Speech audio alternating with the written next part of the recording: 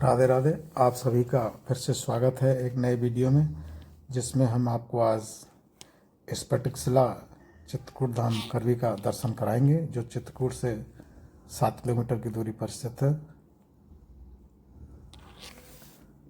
जानते हैं क्या बता रहे हैं यहाँ के पुजारी जी।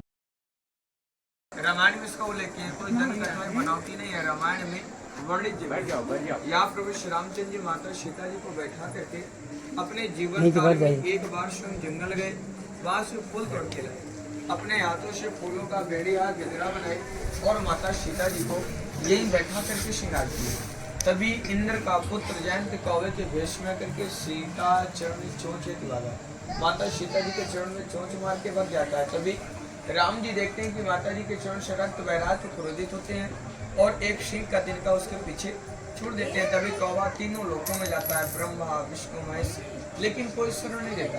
तभी रास्ते में नारद जी देखते हैं कौवा तीनों लोकों में भटक रहा है। नारद जी बोलते हैं कि तो अपना राम जी के चरणों में जा, वही तो ये क्षमा करेंगे, अन्यथा पूरे संसार में कोई क्षमा करने वाला नहीं। तो आता है राम जी के पास, राम जी कौवा की एक आंख खोल देते हैं। तभी से आज भी पूरे संसार में कौवे एक ही आंख होते हैं, एक नयन कर तजा भूमि। वो राम जी का बायां पैर है, जे दाहिने पैर का घुटना, दाहिने पैर का अंगूठा।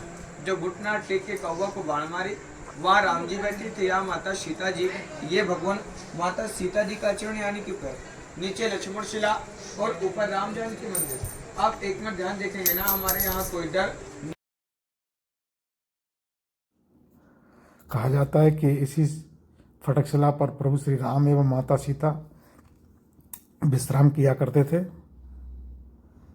माता सीता ने प्रभु श्री राम के साथ ज़्यादातर समय इसी शिला पर व्यतीत किया है।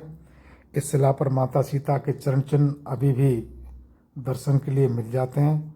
प्रभु श्री राम ने इसी शिला पर बैठकर तिनके से धनुष बाण बनाया था, उसके चिन्ह भी दिखाई देते हैं। देवताओं के राजा इंद्र का पुत्र जयंत, जो कौवे के रूप में यहाँ आता था, उसकी चोंच का चिन्ह भी यहाँ दिखाया जाता है।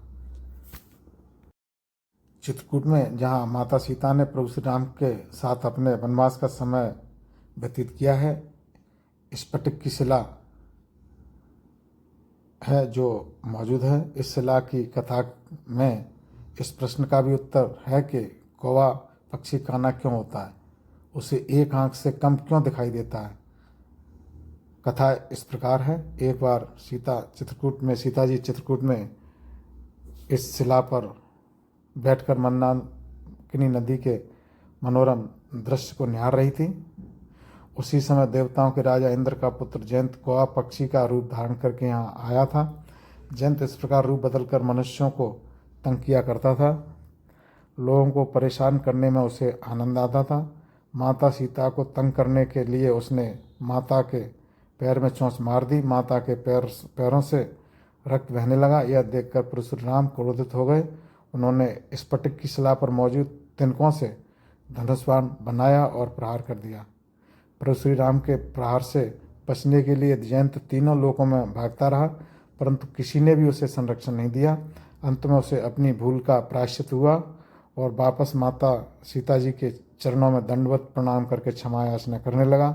माता जी ने पुत्र जयंत को क्षमा कर दिया, परंतु प्रभु श्री राम का प्रहार खाली नहीं जा सकता, इसलिए कौवा की एक आंख में प्रतीकात्मक प्रहार हुआ और तभी से कौवा पक्षी को एक आंख से कम दिखाई देता है। साथियों, हमने आपको ये स्फटिक शिला का दर्शन कराया और इस समय जो आप दर्शन कर रहे हैं वो लक्ष्मण शिला है। ये चित्रकूट का एक सुंदर तीर्थ है। उम्मीद है आपने पूरा वीडियो देखा होगा।